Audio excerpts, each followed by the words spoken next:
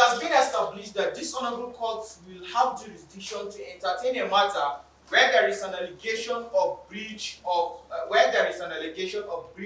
obligation by a member state of the Economic Community of West African States, or where there is an allegation of violation of human rights, and the violation of human rights occurred in a member state of the Economic Community of West African States. We refer this honorable court to the case of Maimuna Abdul-Mumini versus the Federal Republic of Nigeria, citations before my lord, at paragraph 3.3, page 7 of the applicant's memorials. My lords, Article 9, sub 4 of the ECOWAS Court Protocol further supplements the decision of Maimuna Abdul-Mumini versus the Federal Republic of Nigeria and states that this honorable court will have jurisdiction to entertain a matter where there is violation of human rights, allegation of violation of human rights, and the violation occurred in a member state of ECOWAS. My lords, the effect of the jurisdiction is an essential element to the adjudication of justice in every judicial process, to such extent that where a court decides on a matter and it does not have jurisdiction, that decision is null and void, no matter how well decided. I refer this honorable court to the case of Tijani Conte versus the Republic of Ghana, citations before my lord at page 7, paragraph 3.2 of the applicant's memorials. My lords, it has been established that this honorable court will have jurisdiction to entertain a matter where there is an allegation of breach of an obligation by a member state of the Economic Community of West African States, or where there is an allegation of violation of human rights, and the violation of human rights occurred in a member state of the Economic Community of West African States. We refer this honorable court to the case of Maimuna Abdul-Mumini versus the Federal Republic of Nigeria, citations before my lord, at paragraph 3.3, page 7 of the applicant's memorials.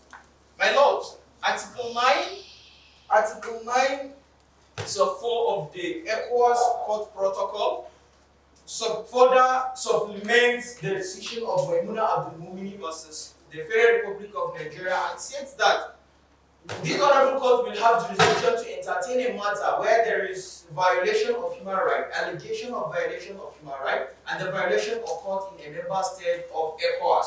My lords, the effect of the combined effect of the case of Maimuna Abdul-Mumini and Article 9, sub 4 of the protocol of this honorable court is to the extent that this honorable court will have jurisdiction where there is mere allegation of human rights. It now remains for this honorable court to determine whether there is actual violation of human rights or there is no actual violation of human rights. My lords, in this instant case, it is clear that the applicant alleges violation of human rights and alleges breach of an obligation by the respondent, that is the Republic of Waterwood. It alleges the violation of human rights by saying that the rights of those people that have been illegally arrested and detained, the rights of those people that have been sexually assaulted, and those that have suffered as a result of shutdown of media have been violated. So this is allegation of human rights that this honorable court can use to assume jurisdiction and entertain this matter. My lords, on the issue of whether a non-governmental organization can institute a valid action before this honorable court, we refer this honorable court to the case of Foundation Nigeria and another versus the Federal Republic of Nigeria, citations before my lords, at paragraph 3.9 of page 8 of the applicant's memorials, where it states that a non-governmental organization can validly institute an action before this honorable court, provided that it is duly registered in a member state of the Economic Community of West African States. We refer this honorable court to paragraph 12 of the fact of this case. It will be discovered that the applicant is a non-governmental organization that is duly registered in a member state of the Economic Community of West African States, that is the Republic of Waterwood. As such, we submit before this honorable court that this honorable court has the requisite jurisdiction to entertain and determine this matter, and we ask this honorable court to assume jurisdiction and determine this matter. My noble lords, now on the issue of admissibility, Article 10D of the protocol of this honorable court clearly lays down three essential requirements for a case to be admissible before this honorable court. One, that the applicant must have standing. Two, that the applicant must not be anonymous. And three, the matter must not be pending before any international court. Now, on the issue of standing. An applicant will have standing before this honorable court where he is a direct victim of the violation of human rights, or he has suffered as a result, he has suffered injury as a result of the violation of that human right. We refer this honorable court to the case of Amnesty International versus Togo and others. Citations before my lord are paragraph 4.2 of page 10 of the applicant's memorials. My lords, in this, we recognize that this honorable court itself also recognizes certain exceptions where an applicant who is not a direct victim of the violation of human rights, neither has the applicant suffered a direct injury as a result of the violation of human rights, but can still have standing before this honorable court. This honorable court held in the case of Patrick Oholo versus the Federal Republic of Nigeria, citations before my lord, at paragraph 4.3, page 10 of the applicant's memorial, where it held that a non-governmental organization that is instituting a matter before this honorable court in the interest of the public, that is public interest litigation, will have standing before this honorable court. Now, in this instance case, the applicant is instituting this matter in the interest of the public. And what is the public interest litigation? My lord, the same case of Patrick Oholo versus Federal Republic of Nigeria said that a case is a public interest litigation where it sought to enforce a collective right of the public, not the right of the applicant himself, or it sought to or the relief sought is for the benefit of a collective community, not the applicant himself. In this instance case, the applicant actually sought to enforce a collective right of the public, those that have suffered as a result of shutdown of media, as those that have suffered sexual harassment, and those that have actually suffered from illegal arrest and detention. So it is not the right of the applicant that is sought to be enforced, My lord, I refer this honorable court to page 24 of the applicant's memorial, where it will be discovered that 50 billion has been sought as compensation. That 50 billion is intended for the benefit of those that have suffered the violation of human rights, not the applicant himself. As such, the applicant has satisfied the requirement, this application has satisfied the requirement of being a public interest litigation, and we urge this honorable court to so hold. My lord, assuming but not conceding that this application is not in the interest of the public, the non-governmental organization, that is the applicant, has sought the authorization of those that their rights have been violated. And so, as such, the applicant has standing before this honorable court. Now, on the issue of anonymity, the applicant has been sufficiently identified as the hope of the voiceless, a non-governmental organization that is duly registered in a member of the Economic Committee of West African States, that is the Republic of Waterloo. And my lord, mere name and address of the applicant suffices to satisfy the requirement of Article 10D of the Protocol of this Honorable Court on anonymity of the applicant. Now, my lords, on the issue of non-pendency before any international court, there is no contention that this case is not pending before any international court. As such, we submit before this honorable court that this application has satisfied the requirement of Article 10D of the Protocol of this honorable court. The applicant has standing, is not anonymous, and the matter is not pending before any international court. And we urge this honorable court to admit this matter. My lords, the applicant has identified two issues for determination of this honorable court, and I will be addressing this honorable court on issue number 1 with the kind leave of this honorable court. Thank you, my lord. My honorable lords, it is clear that the respondent is a member of the Economic Committee of West African States and has ratified the African Charter on Democracy, Election, and Good Governance. We refer this honorable court to paragraph 1 of the fact of this case, where such will be discovered. And Article 23 sub 5 of the African Charter on Democracy, Election, and Good Governance clearly stipulates that any amendment of the Constitution or revision of the Constitution of a member state which infringes on the principles of democracy, election, and good governance is illegal, is invalid, and unconstitutional. And any government coming thereof into power as a result of such amendment of the Constitution is illegitimate because it acquires power through illegal and unconstitutional means. In this matter, we humbly submit that the action of the respondent by amending the Constitution without seeking the consent of the members of the majority of the voters of the state violates or infringes on the principles of democracy. Because democracy is the government of the people, by the people, and for the people. And without seeking the consent of the people in amending the Constitution, this is a clear and flagrant violation of the principles of democracy. We therefore submit before this Honorable Court that the action of the respondent, by not seeking the consent of the majority of the voters of the Republic of Waterwood, infringes on the principles of democracy and good governance, and therefore violates the provisions of African Charter on democracy, election, and good governance. My lords, Article 2 of the ECOWAS Protocol on Democracy and Good Governance clearly stipulates that a member state of the Economic Community of West African States shall not amend its constitution within 6 months before the conduct of the general elections.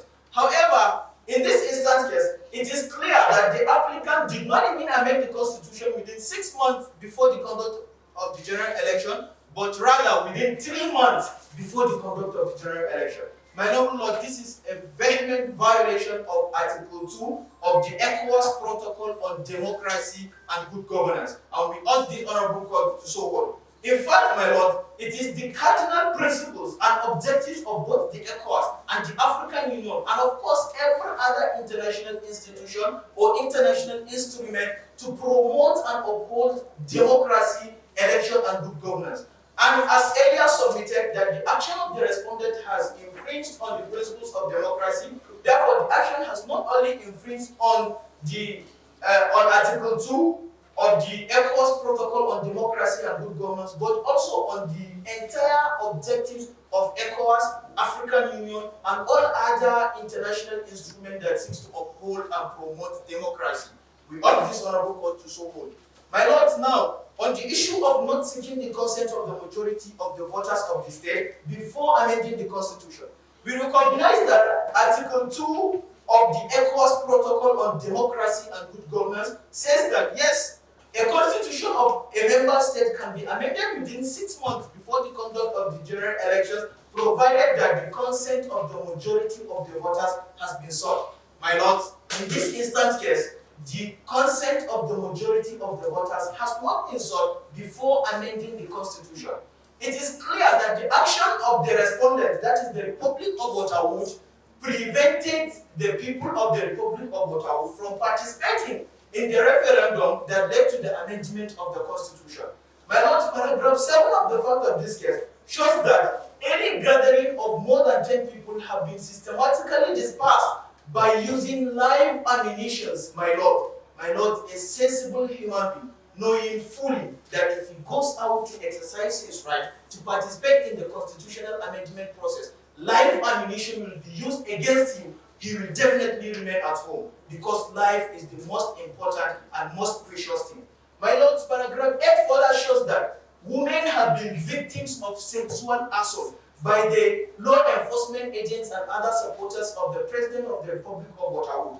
My lords, a woman who guards and protects her chastity, knowing that if she goes out, her chastity will be infringed on, will definitely choose to remain at home than rather go out and then her chastity will be infringed upon. My lords, not even the woman herself, a husband who guards and protects the chastity of his wife, or a father who guards and protects the chastity of his child, will not allow his child to go out and then she will be sexually harassed. My noble lords, at paragraph 9 further suggests that further of the fact of this case further shows that the members of the opposition party have been arrested and detained illegally without any reason by the respondent, that is the Republic of Waterwood. My lords, the respondent for the members of the opposition form part of the citizens that have the right to go out and participate in the amendment of the constitution. But knowing fully that it will be you that they will be arrested and detained, definitely they will not go out and partake in the constitutional amendment process. My noble lords, as such, we submit that it is clear there is it is clear that the actions of the respondent actually systematically prevented the people of the Republic of Waterwood from participating in the constitutional amendment process. Therefore, the amendment of the constitution within 3 months before the conduct of the general election does not satisfy the requirement of Article 2 of the ECOWAS Protocol on Democracy and Good Governance. As such, we submit before this honorable court that the actions of the respondent violates the provisions of this mentioned international instrument, and we urge this honorable court to resolve this issue in favor of the applicant in the interest of justice. The court is murder, rape, and bodily harm, not a matter of human rights. And it was decided by a Also, you need to restrict yourself to points of law. Okay, go ahead. Okay. Thank you, my lord. My noble lord, the respondent actually contended that the issue of all the provisions of Article, they actually considered the provisions of Article 2 of the ECOWAS Protocol on Democracy and Good Governance, and said that where the consent of the majority of the political actors have not been sought, they cannot amend the constitution within 6 months. However, we brought solid evidence before the court because the fact of this moot court competition is the statement of claim and statement of defense in this matter. And it is clearly stated and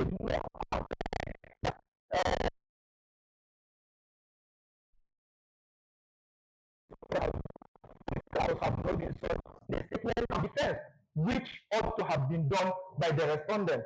And they failed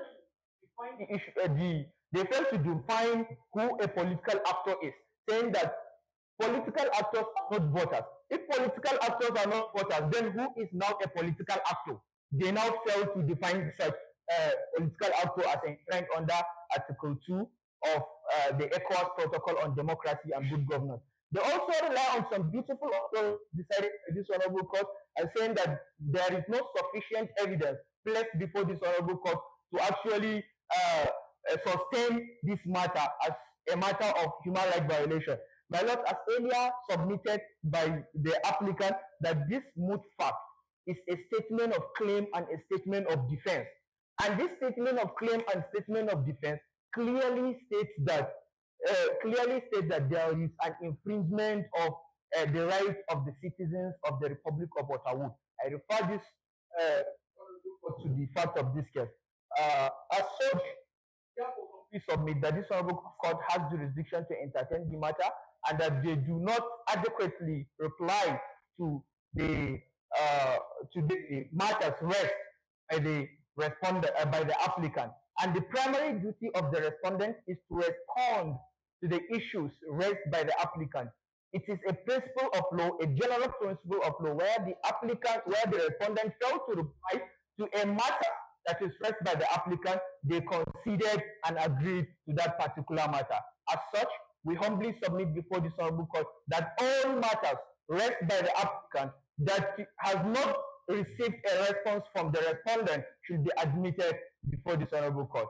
We submit that we humbly pray that this honorable court resolve all the issues in the favor of the applicant in the interest of justice. Thank you, my lord.